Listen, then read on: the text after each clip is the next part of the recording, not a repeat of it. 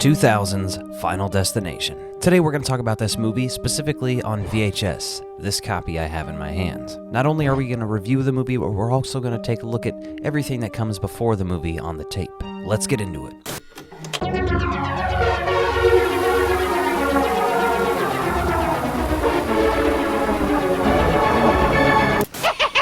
Welcome back to the Ecto Violence channel. My name is Alec. This is Darwin and Yoshi. Today we're talking about 2000's Final Destination on VHS. So it's very interesting. If you're a big fan of this movie, you might know this already, but this movie was originally pitched as an episode of X-Files, which is very interesting. It would have made a great episode of X-Files too. Instead, it eventually developed into a full-fledged feature, which is Final Destination. Now imagine the mood would have been way different if this was an X-Files episode. The fact that it's turned into a slasher franchise, and years later we're finally getting the 5th installment, is pretty awesome. So let's throw this tape in and get started. The first thing you see is a very interesting trailer for a Warner Spotlight collection.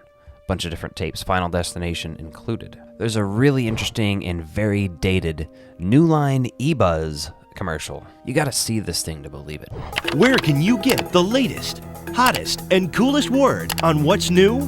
Get online at New Line's eBuzz. And surprisingly, that's it for pre-show stuff. And now, our feature presentation. Now, there's something interesting I want to talk about here. Opening credit sequences, right? So movies are essentially required to have two credit sequences, usually one at the opening, one at the end. Sometimes, what movies have been doing most recently, a lot of movies, all the Marvel movies you see and stuff, you wonder why there's you're seeing multiple credits at the end. This is why, because there's no opening credits. They're putting it at the end, and then you get the regular credits after that. Putting the credits at the opening of the movie can do various things. If you're doing something like this, where it's a devoted opening credit sequence, right? You're getting story and stuff, but all this stuff was filmed specifically to be an opening credit sequence. It's not stuff that just has opening credits popping up over it, as the characters are doing stuff. This is a fully dedicated sequence. Another one that comes to mind is Spider-Man from 2002. Great opening sequence. But anyway, there's lots of information in this opening sequence. And the unfortunate part is I can't show you a lot of the opening credits because that's one of the things that gets copyright claimed very easily on YouTube, I've learned. Also, while we're here, I'm just going to talk about the music a little bit. I really like the music in this movie. Shout out to Shirley Walker who did the music. Excellent. This movie's really nostalgia heavy for me. I was a kid still when I saw this. I was born in 91, so I definitely didn't see it till home video. Probably saw it at a friend's house at a sleepover, or maybe one of my siblings showed it to me or something, but the ties I have to this movie are just very fun and interesting, and a lot of people have those ties to this franchise in general. Arguably, maybe more so the second movie for a lot of people. But so let's get into the movie here. I think one of the funniest things at the beginning there is that conversation Alex is having with his dad, and his dad's like, "Live it up, Alex. You got your whole life ahead of you." Yeah, thanks, Dad, that's not cryptic as fuck. You have a bunch of the weird stuff like, the monks coming up with the death is not the end paperwork, and the teacher saying, "Will be for you if you harass my students." And the classic, "Hey, let's go take a shit." And they're playing John Denver while he's in the bathroom, Rocky Mountain High. And he's like, John Denver died in a plane crash. And that's another thing I want to talk about, how music is integral to these movies. And it starts all with this movie, specifically Rocky Mountain High. This is, I think, the first time we hear it. I think we hear it at least 2 more times in the movie. But, if we're talking about the other movies, songs that come to mind are like Highway to Hell, obviously, from number 2. Number 3 has the song, I can't remember the artist. I actually have it on a few playlists, but the Turnaround, Look at Me song. It also has Roller Coaster, Love Roller Coaster by the Ohio Players. The way they incorporate some of this music into deaths and the lore is just fantastic. Top notch. Also, the clothes, the fashion of this movie is completely the year 2000. I mean, anywhere from 98 to 2002, I would say, really. But holy crap. Alex's hair is what I had when this movie came out. Of course, I was younger, so it's more forgivable, but that was the hairstyle I had in 4th grade, 5th grade. And then we sort of get this scene, obviously, that builds up and becomes the explosion scene, the scene. What the formula that's laid out here that's copied in all of the other movies. Not necessarily copied, but kind of just laid out as a path for them.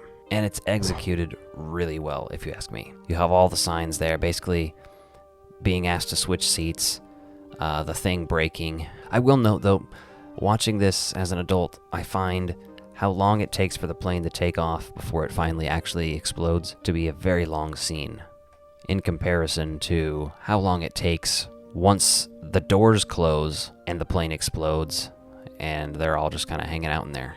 I'd be very interested in timing that up to see how it fits. In fact, I might do that since I have the footage.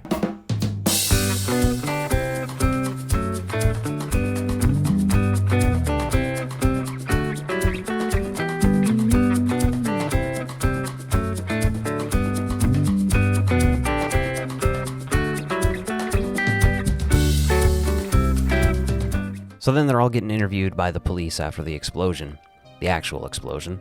And one of the FBI agents, played by Daniel Roebuck, who is in a lot of interesting movies.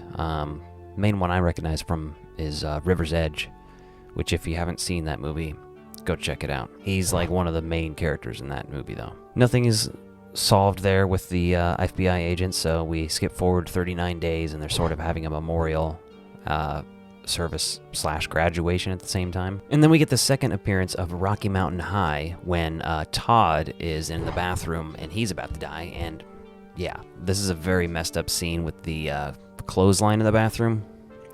This one is always messed up to watch. I don't know. I don't like that one. We get the great scene with Tony Todd at the morgue. I think this character actually does have a name now. I think people online credit it and call him Bloodsworth. I don't know where that came from, to be honest. Maybe it's in one of the movies. Maybe it's a small note somewhere. Maybe it's just in the credits somewhere. I haven't seen it, but whatever. Either way, I'm just going to call him the Mortician. Awesome role. Small role, but great. We also have Carter pulling up with his girlfriend, playing the Nine Inch Nails song in his car that says, "Pictures in my head of the final destination." I actually really like that song, but cool appearance right before his girlfriend gets killed. Then Miss Luden gets killed after she puts on a John Denver record of Rocky Mountain High. And her death is messed up. She just is going through it, man. What I appreciate about these movies is how easily they can build tension and suspense with these deaths. And how Alex is almost aware of this when he's in the cabin by himself. Like, that's a very hilarious, almost Evil Dead-ish scene, you know? Oh, we also can't forget Sean William Scott as Billy getting decapitated by a piece of random shrapnel metal under the train. Now, the climax of this movie, I think it's a little forgettable. It's not great, the whole scene with the electric cables in the car. So I'm just going to kind of move past that to the ending of the movie, where we sort of kill off Carter in a very interesting way. I appreciate the ending of this movie. It's fun. I think it's, I don't know, kind of annoying that they killed off Devon Sawa's character in the second movie, I'll be honest, off screen. But, you know, what are you going to do? Maybe that's why I can't like number 2 better than number 1. Now let's sort this out and start with the positives of Final Destination. Number 1, the cast. Honestly, unbeatable. Devon Sawa is great. I will always stan him. See what I did there? Ali Larder, fantastic. No notes. Kerr Smith, I really like him in this movie, you know? By the end of the movie, he's considerably less of a dick. He's hanging out with those people. He's friends with them, although he gets killed. Daniel Roebuck as the FBI agent, I think that's a standout role, just probably because I recognize him, but fantastic job. Sean William Scott, that's fun to see him in there. Tony Todd, excellent.